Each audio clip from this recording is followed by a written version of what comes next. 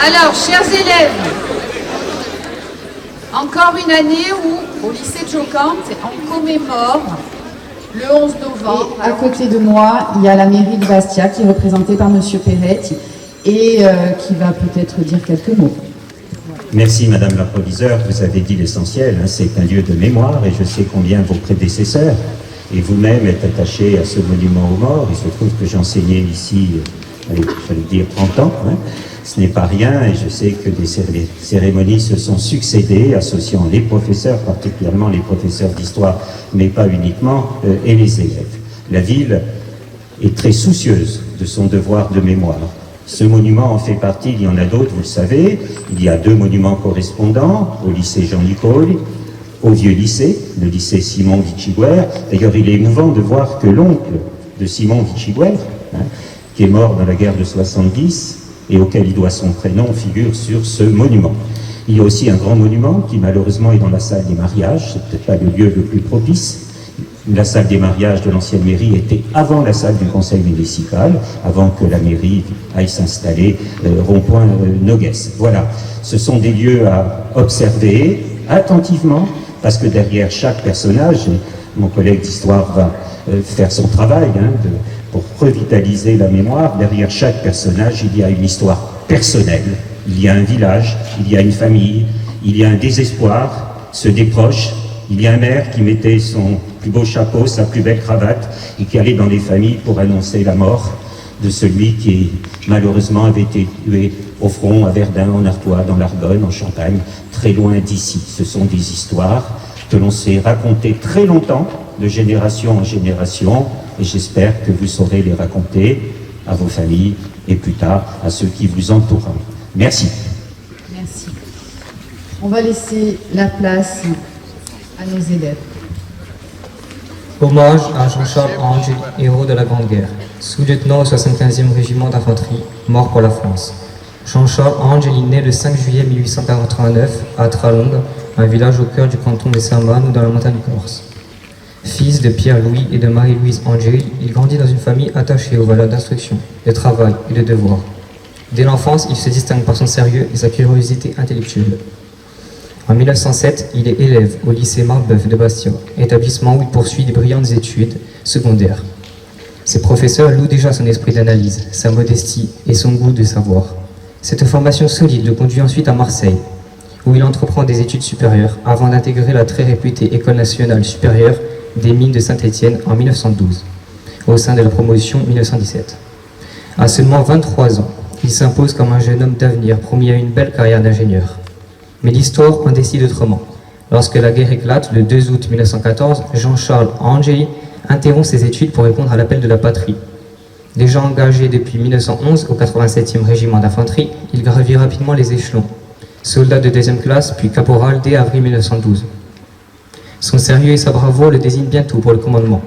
Il est promu sous-lieutenant de réserve par décret présidentiel du 23 novembre 1914, avec effet rétroactif au début du conflit, et affecté au 75e régiment d'infanterie.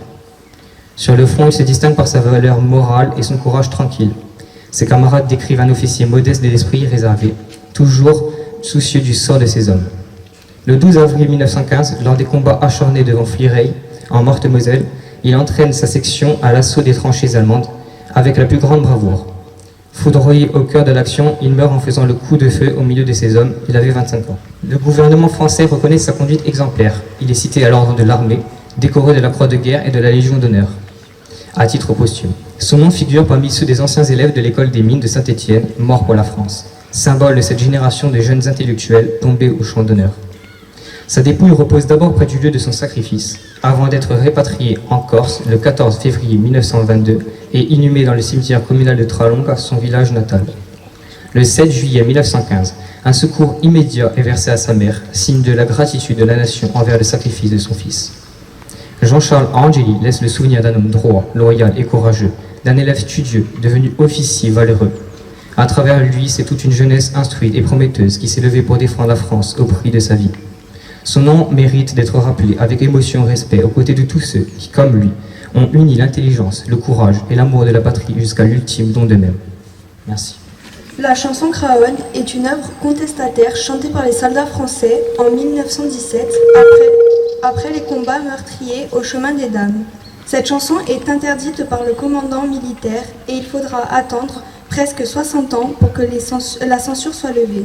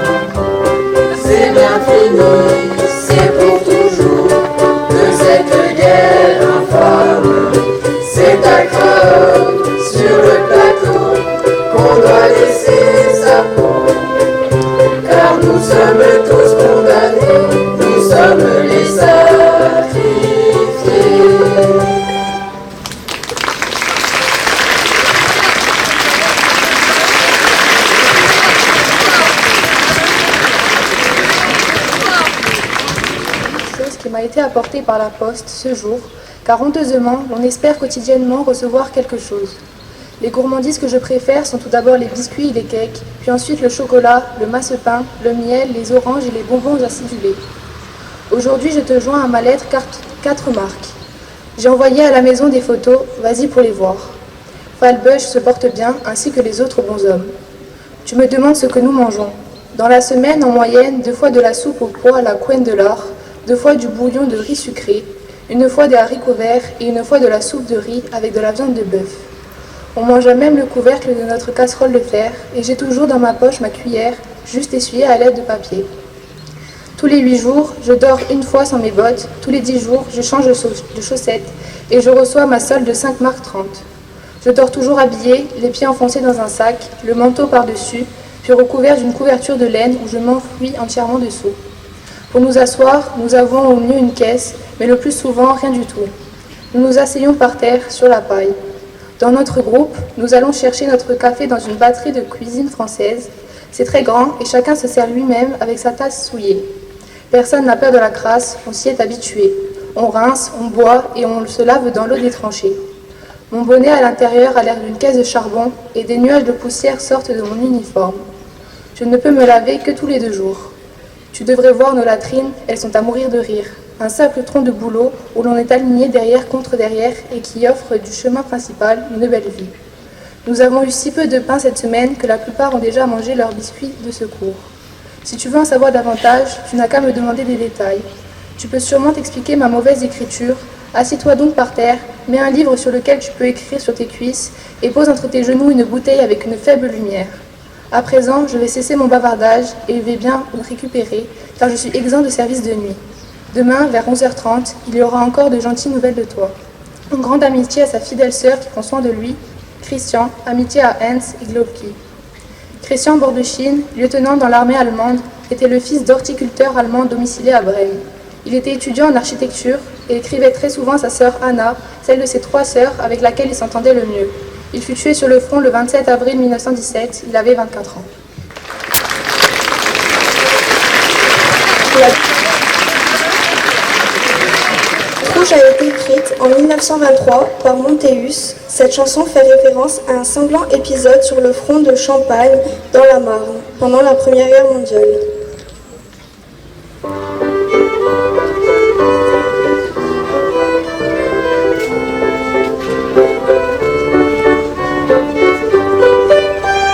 Sur cette route-là, il n'y avait pas de gigolette, pas de marron ni de beau muscadin. Ah, c'était loin du moulin à galette et de Paname qui est le roi des patelins. Ce qu'elle en a vu du bon sang cette terre, sans d'ouvriers et sans de paysans. Car les bandits qui sont cause des guerres n'en meurent jamais.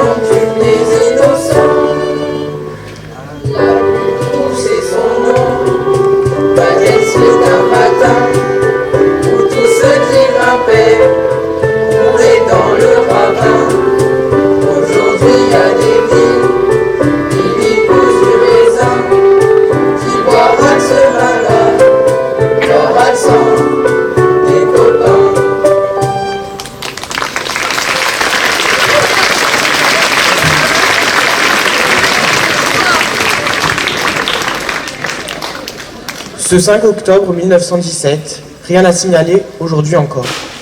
Nous vivons ici une vie assez monotone qui se recommence chaque jour dans une campagne infiniment calme et reposante. Je jouis infiniment de la beauté douce et tranquille de cette fin d'été, de ce début d'automne. Il y a en cette saison un parfum de mélancolie émouvante, suave, dont je me sens profondément imprégné. J'ai l'impression qu'en cette saison, quasiment crépusculaire, les âmes sont meilleures et les cœurs plus sensibles. Et pourtant, on continue à se battre. Non, je n'aime pas la guerre, et je ne voudrais pas qu'un jour, quelqu'un puisse dire que les combats s'écrivent ainsi qu'une partie de football ou de tennis. Je suis décidé à être un bon soldat, très brave, et j'ai la prétention de m'être déjà bien comporté au feu. Parce que c'est mon devoir, et par amour de l'idéal, depuis 2 ans, je me suis mis au service de l'idéal, au service d'un certain nombre d'idées telles que celle-ci. Tout jeune homme doit s'engager, dès que son âge le lui permet, et si sa santé n'est pas trop faible, un engagé doit rester au dépôt maximum de temps possible. À 19 ans, on doit être fantassin quand on est français, et qu'on est jeune et fort. On doit être heureux et fier de pouvoir défendre sa patrie. Quand on est français, de date récente, et surtout quand on fait partie de cette race juive méprisée et opprimée, on doit faire son devoir mieux que personne. Et puis il faut bien que dans une famille où il y a des M, des B et des S, il y ait quelqu'un qui se batte pour de bon. Je n'aime pas la guerre, mais je n'en souffre nullement, ni au physique ni au moral. Je suis très heureux, car je suis de bonne poire, à l'idée qu'à la fin de la guerre, je pourrais être satisfait de moi. Mais c'est fort bien que personne, quelques mois après la signature de la paix, ne différenciera ceux qui se sont battus de ceux qui se seront reposés. Ceci n'a d'ailleurs aucune importance. J'agis égoïstement pour moi, pour vous et pour l'idéal. Je n'ai pas de lettre de vous aujourd'hui. Je suis toujours embusqué et sans doute pour quelques mois encore. All perfect, à vous, Henri Lange. Henri Lange appartenait à une famille israélite, naturalisée française un siècle avant le début de la Grande Guerre. Engagé volontaire à 17 ans, dès le début du conflit, Henri fut d'abord versé dans l'artillerie, puis intervint auprès de son général pour être plus exposé en étant versé dans l'infanterie. Il fut tué le 10 septembre 1918 à la tête de sa section. Il avait 20 ans.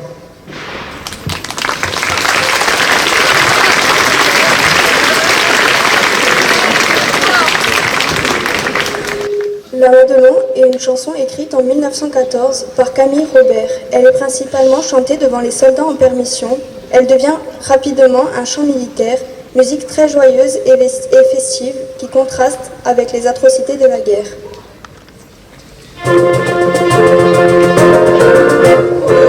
Le plaisir du militaire, il est là-bas, pas de la forêt. Une maison au mur de couvert de l'air, autour le rouge c'est le nom du cabaret. La servante est jeune et gentille, légère comme un papillon, comme son bras, son œil pétille. Nous l'appelons la Madelon, nous en rêvons la nuit, nous y pensons le jour.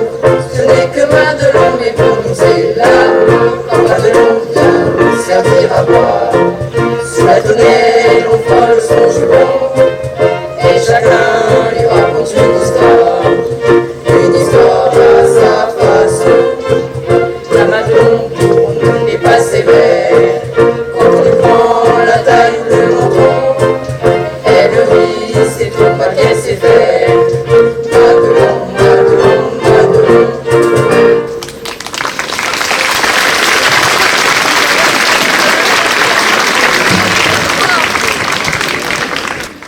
Ceci est un témoignage anonyme des combats près de Firé en avril 1915. La 10e compagnie avait dégagé, je mis ma section en place et, pour voir ce qui se passait, je m'avançais jusqu'à la première ligne. Le mouvement en avant n'avait pas encore commencé, mais le signal de « attention » ayant été donné, les hommes, un peu pâles mais résolus, avaient tous le pied sur le premier barreau de la petite échelle qui devait leur permettre de sortir sans effort de la tranchée pour bondir en avant. Le commandement de « en avant » ne se fit pas attendre et vraiment les hommes ont fait honneur à leur drapeau. Tous, en un instant, avait bondi par-dessus le parapet et sous la mitraille et sous un feu violent d'infanterie que les quelques Boches restés à leur poste effectuaient sur eux à toute vitesse. Ils se sont précipités à l'assaut de la tranchée ennemie. Combien, hélas, j'en ai vu tomber. Quelques-uns n'auront même pas le temps de gravir l'échelle. Une balle à la tête ou à la poitrine les renverser brutalement en arrière. L'ordre fut donné à la 10e d'avancer et de se porter à son tour vers les lignes allemandes. Pendant une demi-heure au moins, rien n'y fut visible. Aucun signal, aucun appel. Tout d'un coup, un des nôtres parut, grimpa le talus et, aussi vite qu'il pouvait courir, revint vers nous. Il était pâle.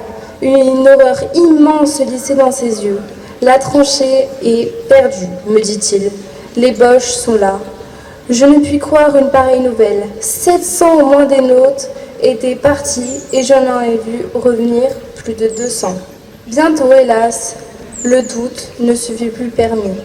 Un casque se montra, puis deux, puis on vit passer des fusils, et quelques blessés qui péniblement regagnaient notre ligne firent abattus. La tranchée était bien perdue, et ceux qui n'étaient pas revenus ne devaient pas revenir. C'est à ce moment-là seulement que j'aperçus pour la première fois de la journée 2 brancardiers portant un blessé. Tous les blessés qui étaient parvenus au poste de secours s'y étaient traînés par leurs propres moyens ou y avaient été transportés par leurs camarades sur des échelles. Je me souviendrai longtemps de 3 malheureux que leurs camarades avaient transportés jusqu'en 3e ligne. Nous dûmes les enjamber pendant notre déplacement. Leurs gémissements et leurs regards implorants étaient pitoyables et je tournais la tête en hâtant le pas pour ne pas lire leurs reproches muets. L'un de temps en temps murmurait « Brancardier, brancardier ». Le lendemain, nous repassâmes par là. Les 3 malheureux y étaient encore, dans la même position, mais ils étaient 3 cadavres. Au point du jour, nous fûmes relevés et conduits à Bernécourt. Harassé de fatigue, je m'employai immédiatement au nettoyage de mon fusil et de mes effets. Puis, après un repas réparateur, je m'endormis d'un sommeil sans rêve. À 7 heures du soir, je fus réveillé par un de mes camarades et fus soupé aux messes. C'est alors que j'eus l'idée des pertes que nous avions subies. La compagnie partit au complet. 3 officiers, 14 sous-officiers et 220 hommes revint avec seulement 80 hommes et un sergent.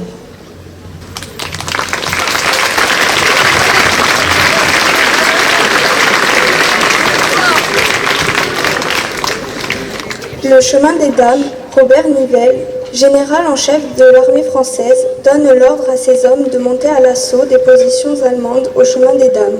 Son plan, une attaque surprise. Mais l'ennemi est averti de cette offensive et prépare sa contre-attaque. Quand les hommes de Nivelle se lancèrent à l'assaut de la crête, ils furent criblés de balles par les mitrailleurs allemands. Au soir du 16 avril, l'offensive de Nivelle tournait au carnage. Après 2 semaines de combat, les pertes françaises s'élevèrent à près de 17 000 morts, 65 000 blessés et 20 000 prisonniers ou disparus.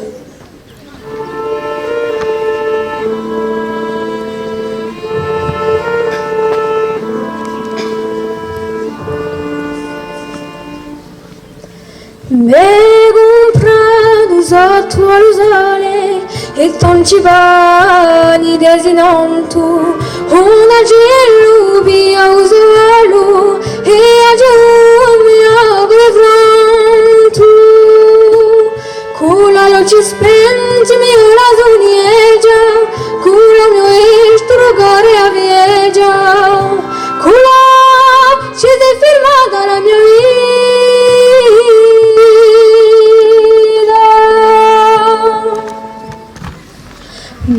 Compagnia fumigando con pura l'ora di ammonta e a memoria s'accende per un pezzaccio di pane onto Cura Francesco Antonio Zappalore tu Cura bego alla perché in porto Cura ci sei firmata la mia vita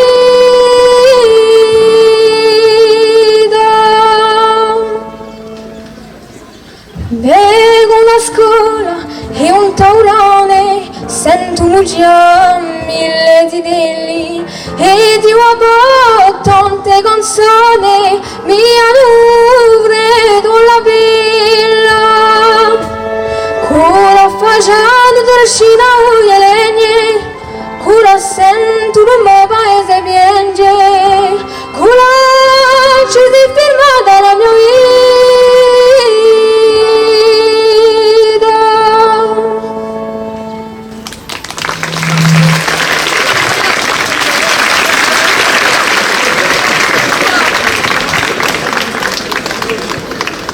Lettre datant de 1914 de Jean Toussaint Martine, originaire de Pouilleul en Corse du Sud. Mes chers parents, je vous écris ces quelques lignes pour vous faire savoir que je suis en bonne santé et que je pense à vous tous. Nous avons fait un long voyage et nous avons vu des choses bien différentes de chez nous. Le pays est chaud et nous avons trouvé des provisions abandonnées par les Allemands. J'ai bu plus de champagne que j'en boirais peut-être dans ma vie. Le 21 août, j'ai été blessé. La blessure est absolument insignifiante. J'ai la jambe gauche traversée, mais maintenant je suis entièrement guéri. Il reste à peine 2 cicatrices, où la balle est entrée et sortie.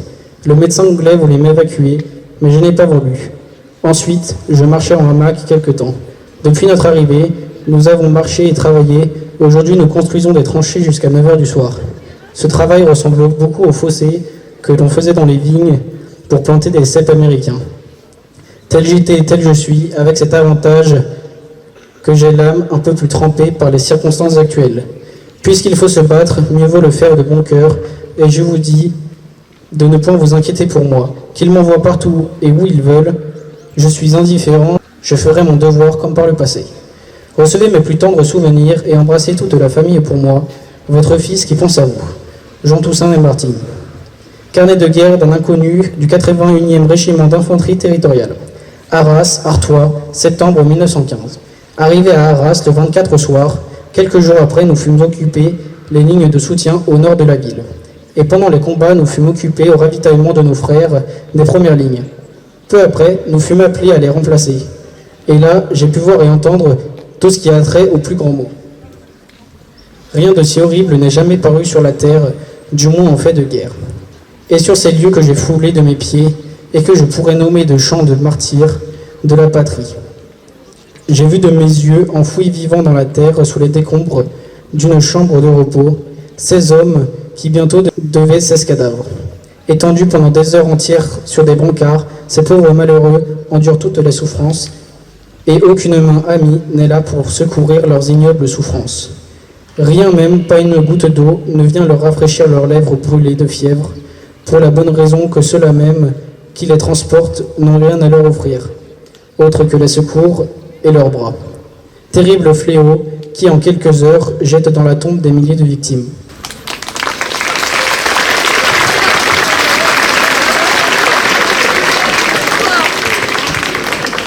La ballade nord-irlandaise est une chanson écrite par Renaud en 1991 sur une musique traditionnelle du XIIIe siècle, The Water is Wide. Les paroles véhiculent un message de paix, de fraternité et de liberté.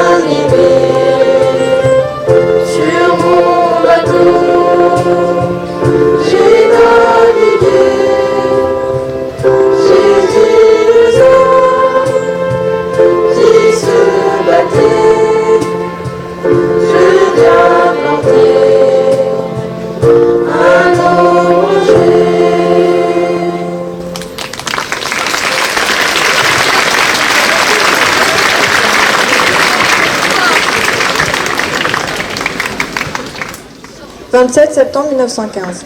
Cher père, ta lettre m'est arrivée dimanche et je te remercie, mon cher papa, de la tendre et de l'ingénieuse affection avec laquelle tu essaies de me donner le plus ingrat des courages, celui de n'être qu'un pauvre malade inutile, à l'heure où mes frères sont en danger et où de grandes choses glorieuses s'accomplissent.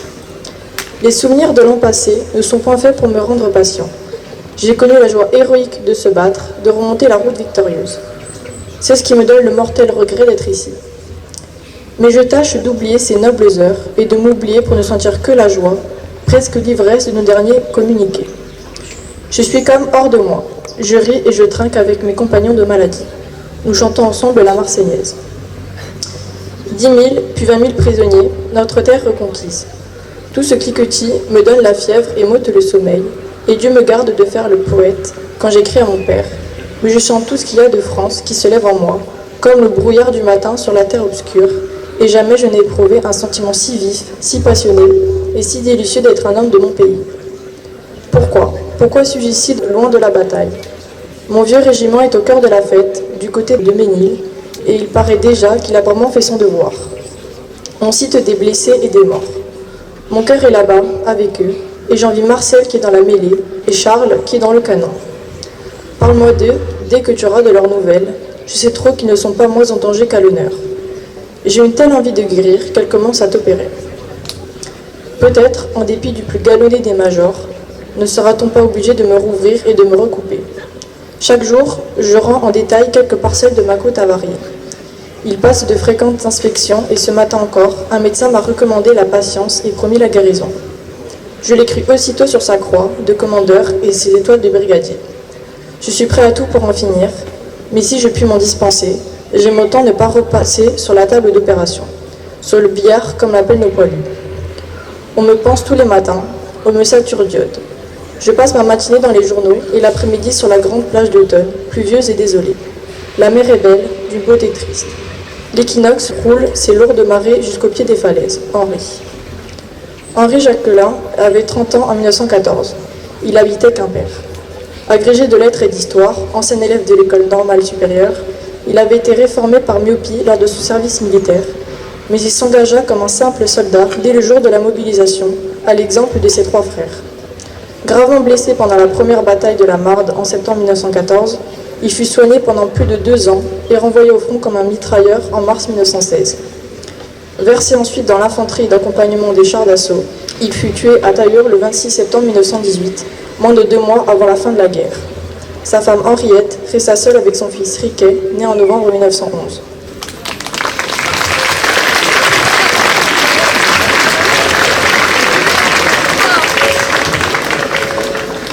Dépôt de gerbes et 1 minute de silence pour les morts au combat. Pour la mairie. Les 2 premiers.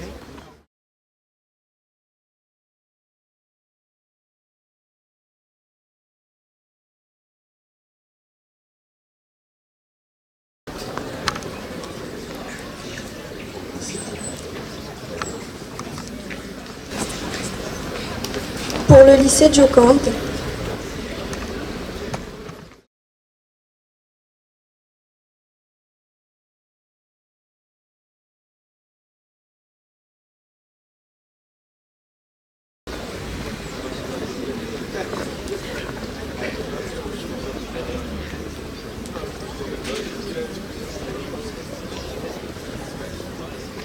Aux morts.